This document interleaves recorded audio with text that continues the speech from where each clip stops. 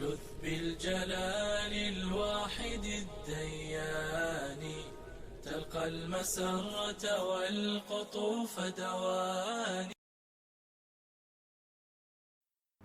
الف لام میم تلك آیات الکتاب الحکیم هدى ورحمة للمحسنین الذين يقيمون الصلاة ويؤتون الزكاة وهم بالآخرة هم يوقنون أولئك على هدى من ربهم وأولئك هم المفلحون. صدق اللہ مولانا العظیم. میرے محترم بزرگوں اور عزیز بھائیوں، یہ سورہ لقمان کی ابتدائی چند آیات ہیں. اس میں اہم مضمون بیان ہو رہا ہے اور اس میں یہ بات بیان کی جا رہی ہے کہ اس کتاب ہدایت سے رہنمائی اور ہدایت کس کو ملے گی، تو ان کی صفات کیا ہیں، ان کے اعمال کیا ہیں. تو وہ لوگ جن کو ہدایت ملے گی اس کتاب سے، وہ نماز کو قائم کرتے ہیں اور زکوٰۃ کو ادا کرتے ہیں اور آخرت پر یقین رکھتے ہیں. تو بات چل رہی تھی زکوٰۃ کی ادائیگی پر. تو یہ دیکھنا ہے کہ کس شخص پر زکوٰۃ فرض ہوتی ہے. تو یہ بات بتلائی تھی کہ جو عاقل ہو، بالغ ہو، مسلمان ہو اور اس کی ملکیت میں 52.5 تولہ چاندی کی مالیت ہو اور پھر سال گزر جائے تو اس پر زکوٰۃ فرض ہو جائے گی. ابتدا میں کرنسی جو تھی وہ بیعینی سونا تھی اور بیعینی چاندی تھی.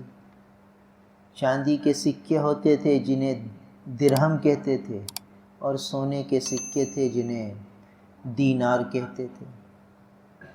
تو اس سے لین دین ہوتا تھا. رسول اللہ صلی اللہ علیہ وسلم کے زمانہ مبارک میں یہ دو کرنسیاں چلتی تھیں، دینار چلتے تھے اور درہم چلتے تھے. کسی کے پاس سونے کے سکے ہی ہوتے تھے، دینار ہی دینار ہوتے تھے، چاند درہم نہیں ہوتے تھے. کسی کے پاس درہم ہی درہم ہوتے تھے، دینار نہیں ہوتے تھے. کسی کے پاس دونوں ہی ہوتے تھے. اب نصاب بنا دیا گیا، طے کر دیا گیا کہ اگر سونا ہو تو 20 مثقال، جس کے پاس 20 مثقال سونا ہوگا یعنی 20 دینار جس کے پاس ہوں گے، اس کو آدھا دینار زکوٰۃ میں دینا پڑے گا. اور جس کے پاس 200 درہم ہوں گے، چاندی کے سکے 200، اس کو 5 درہم دینے پڑیں گے. پھر فقہائے کرام نے 20 مثقال سونے کا وزن کیا تو آج کے اعتبار سے جو تولے کا حساب چل رہا ہے 7.5 تولہ سونا بنا. اور چاندی کے 200 درہم کا وزن کیا گیا تو یہ 52.5 تولہ چاندی بنی. تو فقہائے کرام نے یہ اصول اور ضابطہ بنا دیا کہ جس کی ملکیت میں 52.5 تولہ چاندی ہو یا 7.5 تولہ سونا ہو، اس پر زکوٰۃ فرض ہوگی. اب دور بدلا اور کاغذ کا نوٹ آ گیا، کاغذ کی کرنسی آ گئی. تو سونا اور چاندی یہ پیچھے چلے گئے، یہ بطور کرنسی استعمال اس کا رواج ختم ہوا اور کاغذ کا نوٹ آ گیا. تو یہ بھی کرنسی کے قائم مقام ہو گیا، اس کی ایک ویلیو ہے، اس کی ایک حیثیت ہے. تو اب فقہائے کرام نے فرمایا کہ جب کسی کے پاس چاندی تھی تو وہ چاندی کے حساب سے نصاب بناتا تھا، جس کے پاس دینار ہوتے تھے تو دینار کے حساب سے نصاب بنتا تھا، جس کے پاس دونوں ہوتے تھے، دینار بھی ہوتے تھے، درہم بھی ہوتے تھے، دونوں کرنسیاں ہوتی تھیں، تو تو اس کے لیے جو اصول ضابطہ بنایا گیا تھا وہ انفع للفقراء کا بنایا گیا تھا، یعنی وہ نصاب مقرر کیا جائے جس میں فقراء کو فائدہ ہو۔ تو فقراء کا فائدہ وہ چاندی کے نصاب میں تھا، لہٰذا اب چونکہ دور کاغذ کی کرنسی کا آ گیا تو اب مسئلہ یوں بتایا جاتا ہے کہ جس کی ملکیت میں 52.5 تولہ چاندی کی مالیت ہو اور وہ تقریباً آدھا تولہ سونا بھی ہوگی تو اس کے اوپر زکوٰۃ فرض ہو جائے گی۔ اب آدمی کہتا ہے کہ وہ تو 7.5 تولہ سونا ہو تو زکوٰۃ فرض ہوگی ورنہ تو نہیں ہوگی، ہمارے پاس تو ہے ہی 2 تولہ سونا، ہم کیسے زکوٰۃ دیں؟ 7.5 تولہ ہوگی تو دیکھیں گے۔ کتنی خواتین ہیں جو بیچاری یہ سوچ کے کہ ہمارے پاس تو 7.5 تولہ ہے نہیں، 5 تولہ ہے، 4 تولہ ہے، وہ زکوٰۃ ہی نہیں دیتی۔ اور مردوں کو اتنی توفیق نہیں ہے کہ وہ دارالافتاء میں جا کر مسئلہ پوچھیں، آپس میں باتیں کر لیتے ہیں، بس سمجھ لیتے ہیں کہ ہاں یار 7.5 تولہ سونا ہوتا ہے، 7.5 تولہ سونا تو ہے نہیں، لہذا زکوٰۃ تھوڑی فرض ہے، 7.5 ہوگی تو پھر ہوگی۔ تھوڑی سی کھانسی بڑھ جاتی ہے تو فوراً ڈاکٹر کے پاس بھاگیں گے کہ بھائی یہ کھانسی صحیح نہیں ہو پا رہی، کہیں ٹی بی تو نہیں ہو گئی۔ بخار نہیں اترتا تو فوراً ڈاکٹر کے پاس جائیں گے کہ بھائی کہیں ٹائیفائڈ تو نہیں ہو گیا، کوئی اور انفیکشن تو نہیں ہو گیا، دیکھو تو صحیح ہے، 3-4 دن سے بخار اتر ہی نہیں رہا، چڑھ رہا ہے اتر رہا ہے۔ تو جسمانی صحت کی اتنی فکر ہے کہ فوراً ڈاکٹر کے پاس بھاگتے ہیں، اور ڈاکٹر کے پاس رش لگا ہوا ہے تو 2 گھنٹے انتظار میں بھی لگ جاتے ہیں، مگر یہ سب گوارا کر لیا جاتا ہے۔ جب دین کا مسئلہ آتا ہے تو کسی سے بھی سن لیا، اور مختلف چینل چلتے ہیں، ان پر کسی اسلامی اسکالر سے کوئی بات سن لی اور سمجھ لیا کہ بھئی یہی دین ہے۔ تو بھئی ایسے تو بہت سے ڈاکٹر اور بہت سے طبیب اور حکیم اپنے چینلوں پر علاج بتاتے رہتے ہیں، مگر اس پہ اعتماد نہیں کرتے، وہاں تو ڈاکٹر کے پاس جاتے ہیں کہ نہیں بھئی کتنے یہ ٹوٹکے بتائے جاتے ہیں کہ بھئی کھانسی ہو تو یہ علاج کر لیا جائے، اور بھئی بخار ہو تو یوں کر لیا جائے، یہ میڈیا پر بتایا جاتا ہے، مگر اس پر کلیتاً اعتماد نہیں کرتے۔ بیمار ہوں گے تو ڈاکٹر کے پاس جائیں گے، مگر جب دین کا مسئلہ آیا تو کہا یار فلاں اسکالر نے بتایا، اس کے تو اتنے جو ہے ویورز ہیں، اور اس کے تو اس کے اتنے فالوورز ہیں، اور وہ کوئی کچی بات تھوڑی کرتا ہے، وہ تو صحیح بات ہے۔ پر یہ کہ علماء کے پاس اور دینی مدارس میں جا کے مسئلہ تو پوچھیں گے نہیں، اور بس یہ سمجھتے ہیں کہ بھئی یہ بات صحیح ہے۔ تو دیکھنا یہ ہے کہ فقہائے کرام اب نصاب کیا بتاتے ہیں۔ تو یہ تفصیل سامنے اسی لیے لائی کہ ہر آدمی یہ غور کرے کہ اب کرنسی کیا ہے۔ تو اب اگر کسی کے پاس آدھا تولہ سونا ہو اور کچھ روپے ہوں تو 2 کرنسیاں جمع ہو گئی۔ جیسے پہلے دینار اور درہم دونوں ہوں تو درہم کا اعتبار ہوتا تھا، چاندی کا اعتبار ہوتا تھا، تو اب اگر کسی کے پاس تھوڑا سا سونا ہے اور کچھ نقدی ہے، اور ایسا کون سا آدمی اور عورت ہوگی جس کے پاس روپے نہ ہوں، 50 روپے نہ ہوں، 100 روپے نہ ہوں، تو تھوڑا سا سونا اور کچھ روپے یہ ملا کر اگر 52.5 تولہ چاندی کی مالیت بن جاتی ہے تو اس کو زکوٰۃ دینی پڑے گی، اس پر زکوٰۃ فرض ہوگی۔ تو زکوٰۃ کا مسئلہ اتنا نازک، اتنا اہم ہے۔ دیکھیے بار بار زکوٰۃ کا حکم قرآن میں آ رہا ہے کہ یقیمون الصلاۃ ویؤتون الزکاۃ، اقیموا الصلاۃ وآتوا الزکاۃ، نماز قائم کرو، زکوٰۃ ادا کرو۔ نماز قائم کرتے ہیں، زکوٰۃ ادا کرتے ہیں، بار بار زکوٰۃ کی ادائیگی کا حکم ہے، اور ہم لوگ یہ سوچ کر کہ یار 2 تولہ سونا پر کیا زکوٰۃ ہوگی، تو 7.5 تولہ ہوگی تو ٹھیک ہے۔ تو ہم جائیں دارالافتاء میں جا کے مسئلے کو سمجھ کر آئیں، معتبر علماء کے پاس جا کے مسئلے کو سمجھ کر آئیں تو مسئلہ واضح ہو جائے گا۔ کتنی بھی ایسی خواتین ہیں جب ان کو پتہ چلتا ہے تو وہ پھر پچھلے حساب سے زکوٰۃ دینے کی تفصیل پوچھواتی ہیں۔ تو ایک دفعہ ایک خاتون نے پرچہ بھیجا کہ بھئی میری شادی کو تو 28 سال ہو چکے ہیں اور میرے پاس 3 تولہ سونا ہے، میں نے تو کبھی 28 سال سے زکوٰۃ ہی نہیں دی، تو اب اس کی کتنی زکوٰۃ بنے گی وہ سارا حساب بتا دو۔ تو 28 سال کی زکوٰۃ بس جب آ جاتا ہے جذبہ اللہ کے حکم کو پورا کرنے کا تو پھر آدمی یہ نہیں دیکھتا کہ تو سارا سونا چلا جائے گا، تو ساری سونے میرا ختم ہو جائے گا۔ جو لوگ پابندی سے زکوٰۃ دیتے ہیں، جو لوگ پابندی سے قربانی کرتے ہیں، اور جن پر حج فرض ہو جاتا ہے وہ حج ادا کر لیتے ہیں، تو کبھی فقیر نہیں ہوتے۔ ہم نے ایسے لوگ دیکھے کہ جنہوں نے جو قربانی میں بالکل ہلکی قسم کی گائے کرتے تھے مگر کرتے تھے، یعنی اللہ کا حکم ہے قربانی واجب ہے کریں گے، کبھی قربانی کے حکم کو چھوڑا نہیں۔ غربت تھی، پیسے نہیں ہوتے تھے مگر قربانی واجب ہوتی تھی تو ہلکے درجے کی بھی گائے وہ لاتے تھے اور کرتے تھے، اور اس کی پابندی کی برکت سے آج ہم ان کے اولادوں کو دیکھتے ہیں وہ 2-2 لاکھ کے جانور کرتے ہیں، 1.5 لاکھ کے جانور قربانی میں کرتے ہیں۔ یہ اللہ تعالیٰ پر کے لیے جب خرچ کیا جاتا ہے تو آدمی فقیر نہیں ہوتا۔ اور ایسی بھی خواتین ہیں، اب خواتین کے پاس کمانے والا تو کوئی ہوتا نہیں، مگر وہ پابندی سے قربانی کرتی ہیں، پابندی سے زکوٰۃ دیتی ہیں، تو ان کا سونا گھٹتا نہیں ہے۔ کیسے نہیں گھٹتا؟ یہ نظام ہے اللہ کا، یہ برکتوں کے دروازے اللہ کھول دیتے ہیں، وہ پتہ نہیں چلتا کہاں سے آتا ہے، کیسے ہوتا ہے۔ بعض ایسی خواتین بھی، چونکہ ہمارا بنات کا معاملہ ہے، بنات کا مدرسہ ہے، تو خواتین مسائل پوچھتی رہتی ہیں، پرچے آتے رہتے ہیں ان کے مسائل کے۔ تو بعض ایسی خواتین کہ ان پر حج فرض ہوا تو انہوں نے اپنے گھر والوں سے ضد کر کے کہ بھئی سونا بھلے بیچنا پڑے تو بیچو، حج کرواؤ ہمیں، ہم پر فرض ہے۔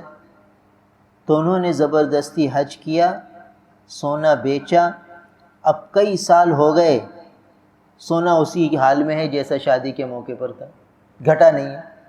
حالانکہ حج کے زمانے میں بیچ چکی تھی، تھوڑا سا رہ گیا تھا، مگر اب جب وہ حساب لگواتی ہیں تو پتہ چلتا ہے کہ سونا وہی کا وہی ہے۔ تو اللہ کے لیے جب خرچ کیا جاتا ہے تو گھٹتا نہیں ہے، بڑھتا ہے۔ تو اس لیے زکوٰۃ کی ادائیگی میں مسلمان پریشان نہ ہو، یہ نہ سوچے کہ یار یہ عورتوں کا مال تو یہ تو گھٹ جائے گا۔ اگر عورت کے پاس پیسے نہیں ہیں ادا کرنے کے تو وہ سونے کی چیزوں میں سے کوئی ایک چیز بیچ دے اور اپنی زکوٰۃ ادا کرے۔ یہ تھوڑی کہ یہ ایک چیز بیچ دے گی تو سونا ختم ہو جائے گا، بھئی 40واں حصہ تو دینا ہے، 39 حصے تو پھر بھی پڑے ہوئے۔ پھر اللہ تعالیٰ کا غیبی نظام چلتا ہے، پھر غیبی نظام چلتا ہے تو برکتوں کے دروازے کھلتے ہیں، برکتوں کے دروازے کھلتے ہیں تو پھر برکت ایسی چیز ہے کہ وہ فقر کو آنے نہیں دیتی، وہ محتاجگی کو آنے نہیں دیتی۔ اللہ تعالیٰ اپنے غیبی نظام سے اس کو چلاتے ہیں۔ تو اس لیے فی زمانہ جس خاتون کے پاس تقریباً 1,10,000 روپے کا سونا ہے تو اس پر زکوٰۃ فرض ہو جائے گی، اس کو زکوٰۃ کی ادائیگی کی فکر کرنی چاہیے، اس پر قربانی بھی واجب ہوگی۔ اور جس خاتون کے پاس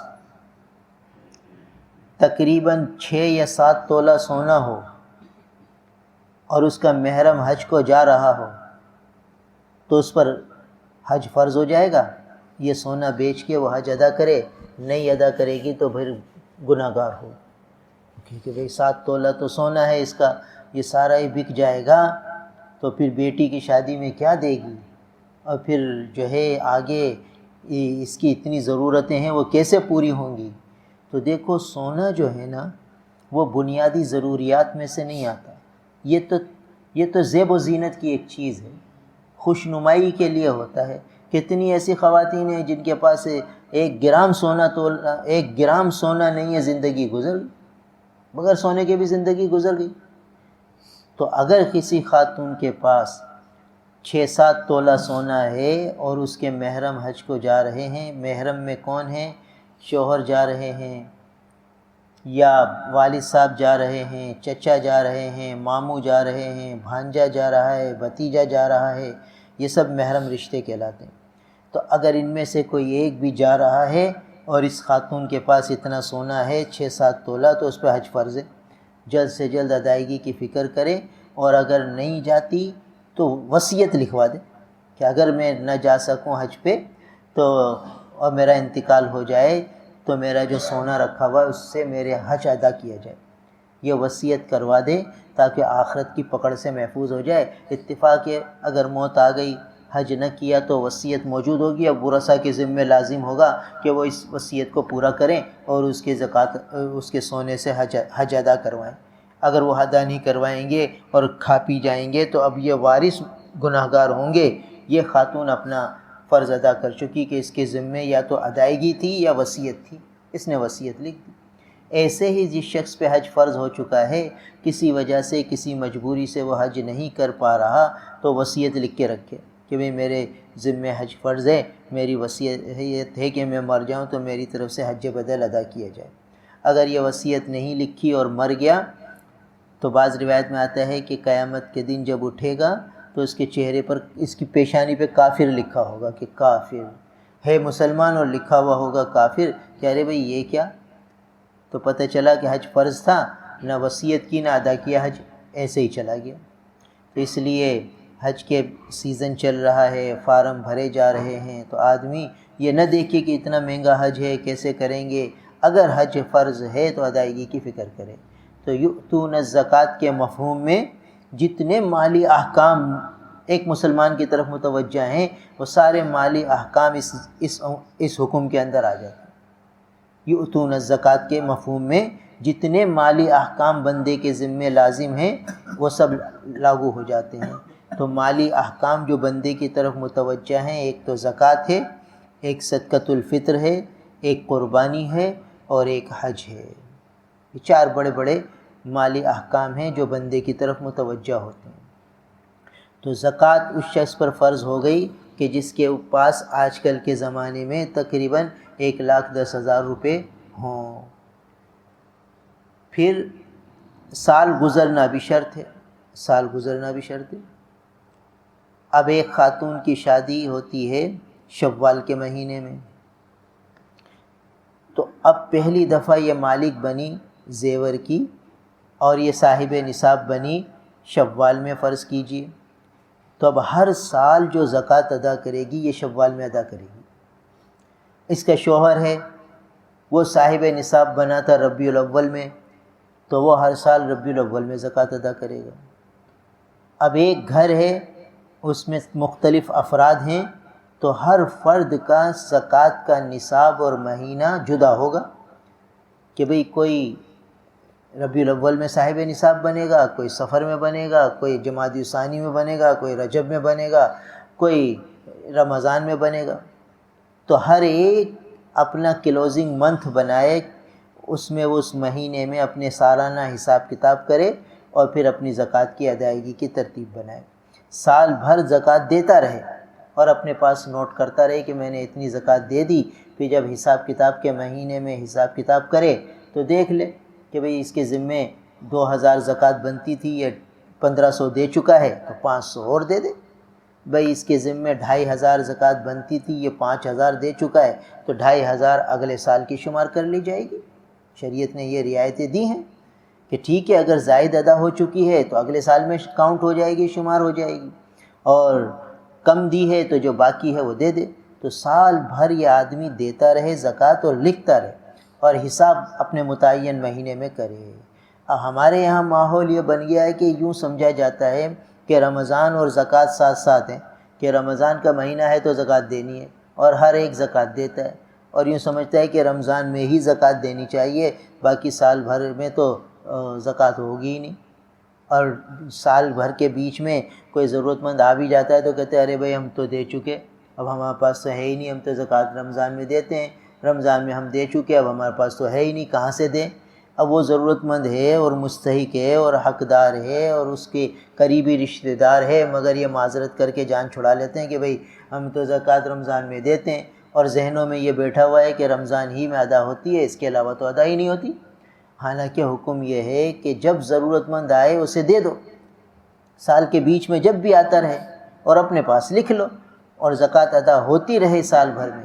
یہ نہیں کہ خالی بس رمضان میں اگر فرض کا ثواب 70 فرضوں کے برابر ہے تو یہ ایک فضیلت ہے، مگر اس فضیلت کے چکر میں رہتے ہوئے مستحق کو ضرورت مند کو سال کے بیچ میں نہ دینا، یہ زیادتی ہے، یہ کوتاہی ہے کہ ایک فضیلت کے حصول میں مستحق کو پریشان کیا، حقدار کو حق نہیں دیا، اس کو ضرورت تھی، اس کو دینا چاہیے تھا، اس وقت زیادہ ثواب ملے گا کہ جو مقصود تھا زکوٰۃ کا کہ فقیر کی حاجت روائی ہو، فقیر کی ضرورت پوری ہو۔ تو اس فقیر کی ضرورت تو آپ پوری کر نہیں رہے، آپ تو اپنے اس انتظار میں ہیں کہ رمضان آئے گی تو دیں گے تاکہ 70 فرضوں کا ثواب ملے، چاہے فقیر کو کچھ بھی ہوتا رہے، مستحق کو کچھ بھی پریشانی ہو، ہمیں اس سے کیا غرض ہے، ہمیں تو اپنے ثواب چاہیے۔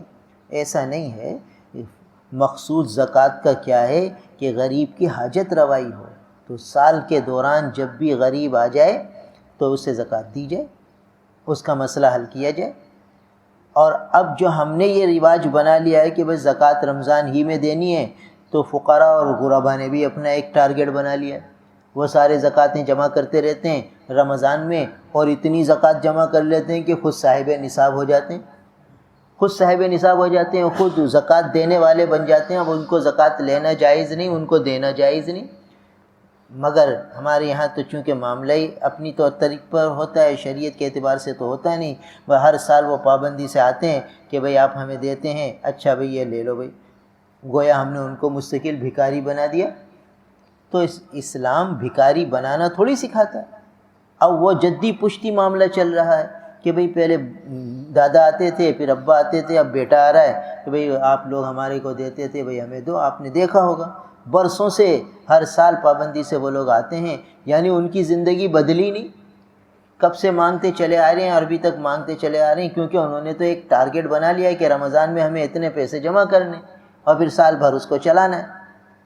تو یہ معاملہ کیوں ہوا کہ ہم سب نے یہ سمجھ لیا کہ شاید رمضان ہی میں زکوٰۃ ادا ہوتی ہے، اس کے علاوہ ہوتی نہیں۔ تو اس لیے ضرورت اس بات کی ہے کہ ہم زکوٰۃ کے فریضے کو سمجھیں اور یہ دیکھیں کہ کون کس وقت صاحب نصاب بن رہا ہے، اور بچے کو معلوم ہونا چاہیے، جیسے کہ پہلے عرض کیا کہ ہر بچے کی الگ ملکیت ہو اور وہ اس میں پیسے جمع کرے، پھر جب وہ بالغ ہو تو اس کے ذمے جو زکوٰۃ بنتی ہے وہ ادا کرے، اور اس کو بتایا جائے کہ بھئی تمہارے پاس اتنے پیسے ہیں، تمہاری اتنی زکوٰۃ بنتی ہے، تم اس کو ادا کرو۔ ہر ایک کے ذمے لازم ہے۔ اب ایک صاحب آئے، کہا بھئی میرے بچہ ہے، یہ 15 سال کا ہے، یہ 16-17 سال کا ہے، یہ بچپن سے پیسے جمع کر رہا ہے، اور پیسے جمع کرتے کرتے اس نے 5 گرام سونا جمع کر لیا، 5 گرام سونا جمع کر لیا۔ اب میں عمرے پہ جا رہا ہوں تو مجھے پیسوں کی ضرورت تھی، تو اس نے کہا ابا یہ لے لو، تو میں نے وہ بھی لے لیا اور میں عمرہ کرنے جا رہا ہوں۔ تو اس طرح میرے لیے عمرہ کرنا صحیح ہو گیا۔ یعنی وہ اس بات پر خوش ہے، مطمئن ہے کہ اپنے معصوم بچے کے 5 گرام سونا لے کر عمرے پہ چلا جاؤں۔ وہ یہ نہیں پوچھتا کہ میرا بچہ 16 سال کا ہو گیا، 17 سال کا ہو گیا، اس کے پاس 5 گرام سونا ہے، اس پہ زکوٰۃ فرض ہے کہ نہیں ہے، اس پہ قربانی واجب ہے کہ نہیں ہے، اس کو صدقۃ الفطر ادا کرنا ہے کہ نہیں کرنا۔ یہ نہیں ہے، صدقۃ الفطر واجب، قربانی واجب، اس کا کوئی سوال نہیں، زکوٰۃ فرض، اس کا کوئی سوال نہیں۔ عمرہ یہ ایک نفل عبادت ہے، ایک مستحب عبادت ہے، اس کے چکر میں اس کے پیسے بھی لے لیے اور چلا گیا۔ اب وہ اس بچے کے پاس کب سے ہوں گے، کیا ہوگا، یعنی یہ ذوق بنا ہوا ہے کہ عمرہ تو بہت بڑی عبادت ہے، باقی چیزیں جو فرائض کے درجے میں ہیں اس کا اعتبار ہی نہیں۔ اب ہر آدمی کو یہ ہے کہ میں بیت اللہ کی زیارت کروں، میں بیت اللہ جاؤں، اور بھلے جتنے پیسے لگ جائیں، اللہ کا دربار دیکھنا ہے، دل بے چین ہوتا ہے، دل میں طلب ہے۔ بھئی یہ کیسی طلب اور تڑپ ہے کہ فجر کے لیے مسجد میں آنے کے لیے تڑپ ہے نہیں، اور بیت اللہ جانے کی طلب ہے۔ تو یہ بھی تو بیت اللہ ہے، یہ بھی تو اللہ کا گھر ہے، یہاں آنے کی کوئی جذبہ ہی نہیں، یہاں آنے کی کوئی فکر ہی نہیں۔ اور بیت اللہ جانے کی ایسی تڑپ ہے، ایسا جذبہ ہے کہ راستے میں نمازیں قضا ہو رہی ہیں تو ہو رہی ہیں، بھئی جہاز میں بیٹھے ہوئے ہیں، فجر کیسے پڑھیں، نماز کا وقت آ گیا ہے، بھئی اب کیسے پڑھیں۔ تو عمرہ تو ایک نفلی عبادت تھی، نفلی عبادت کی وجہ سے فرض کو قضا کر دیا۔ ایک بزرگ کا قصہ لکھا ہے، وہ حج کو چلے، نفلی حج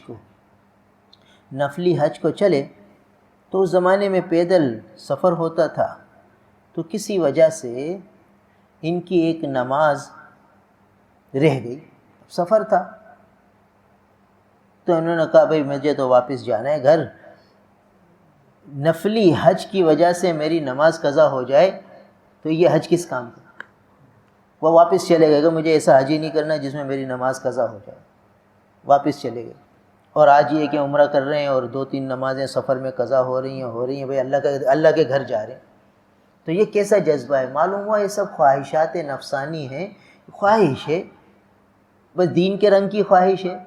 تو خواہشوں پر دین کی مدار نہیں ہے. دین تو نام ہے اتباع کا.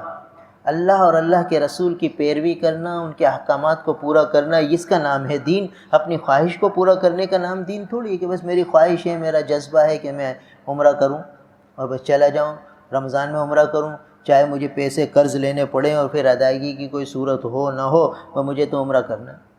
تو یہ خواہشات کے لیے تو تھوڑی دنیا میں آئے ہیں. خواہشات تو جنت میں پوری ہوں گی انشاءاللہ. یہاں تو احکامات کو پورا کرنا ہے. تو یہ دیکھنا ہے کہ کس کے اوپر زکوٰۃ فرض ہو رہی ہے. تو کتنی ایسی خواتین ہیں کہ برسوں سے ان کی زکوٰۃ ادا نہیں ہوئی، نہ ان کو کوئی فکر، نہ ان کے محرم کو کوئی فکر. اور جو ہے وہ کتنی ایسی بچیاں ہیں، بچیوں کی ولادت ہوتی ہے تو نانی کی طرف سے کچھ زیور مل جاتا ہے، دادی کی طرف سے مل جاتا ہے، پھر پھوپھی بھی کچھ دے دیتی ہے، خالہ بھی دے دیتی ہے. یہ کمپٹیشن ہوتا ہے اور وہ بچی اس کے پاس زیور جمع ہو جاتا ہے اور وہ صاحب نصاب ہو جاتی ہے. مگر چونکہ نابالغ ہے تو نابالغ پہ زکوٰۃ فرض نہیں ہوتی. نابالغ پہ زکوٰۃ فرض نہیں ہوتی. مگر جیسے ہی وہ 10 11 12 سال میں بالغ ہوگی اب اس پر زکوٰۃ فرض ہو جائے گی. اب وہ 12 سال کی بچی ہے، بالغ ہو چکی ہے اور اس کے پاس 2-3 تولہ سونا جمع ہو چکا ہے، مگر نہ ابا کو فکر ہے، نہ اماں کو فکر ہے، نہ بچی کو تو پتہ ہی کچھ نہیں کہ بھئی میرے اوپر زکوٰۃ فرض ہوتی ہے. اور برسا برس بیت جاتے ہیں، وہ تو سمجھتے ہیں یہ تو بچی ہے، اس پہ کیا فرض ہوگی، اور اس پر فرض ہو چکی ہے زکوٰۃ. تو جب زکوٰۃ ادا نہیں ہوگی تو مال ہر وقت خطرے میں ہوگا. کسی وقت بھی ضائع ہو سکتا ہے، کسی وقت بھی لٹ سکتا ہے. لہٰذا دیکھیے آئے دن کسی کا زیور گم ہو گیا، کسی کا چوری ہو گیا، کسی کا لوٹ لیا گیا، کسی کا کیا ہوا. اس کی ایک وجہ یہ ہوتی ہے کہ زکوٰۃ ادا نہیں ہوتی. تو کتنی ایسی بچیاں ہیں، اب یہ 8ویں 9ویں 10ویں جماعت میں پڑھنے والی اکثر بچیاں بالغ ہو جاتی ہیں اور ان کے پاس زیور بھی ہوتا ہے جو ان کے والدین نے دے دیا ہوتا ہے، تو ان کے زکوٰۃ فرض ہے. مگر ماں باپ کی بھی توجہ نہیں ہے، بچیوں کی بھی توجہ نہیں ہے. تو بہرحال خلاصہ کلام یہ نکلا کہ جس کی ملکیت میں فی زمانہ 1,10,000 مالیت ہو، چاہے سونے کی شکل میں، چاندی کی شکل میں، کرنسی کی سونے چاندی اور روپے پیسے کی شکل میں، اور اس پر سال گزر جائے تو اس پر زکوٰۃ فرض ہوگی. تو اس کی فکر کرنی چاہیے. تو جو یہ زکوٰۃ کے احکام پورے کریں گے، نماز کو قائم کریں گے، اور تیسری صفت وَهُمْ بِالْآخِرَةِ هُمْ يُوقِنُونَ، وہ آخرت پر یقین رکھیں گے. اولئک علی ھدی من ربہم، یہی لوگ ہدایت پر ہیں اپنے رب کی طرف سے. واولئک ھم المفلحون، اور یہی لوگ کامیابی حاصل کرنے والے ہیں. اس پر کچھ اور کلام ہے انشاءاللہ کل بات ہوگی. اللہ تعالیٰ عمل کی توفیق. الحمدللہ رب العالمین والعاقبۃ للمتقین والصلاة والسلام علی رسولہ محمد وآلہ واصحابہ اجمعین. لا الہ الا اللہ، نستغفر اللہ، نسألک الجنة جنة الفردوس ونعوذ بک من النار. اللہم آت محمدا الوسیلہ والفضیلہ وابعثہ مقاما محمودا الذی وعدتہ. وصلی اللہ تعالی علی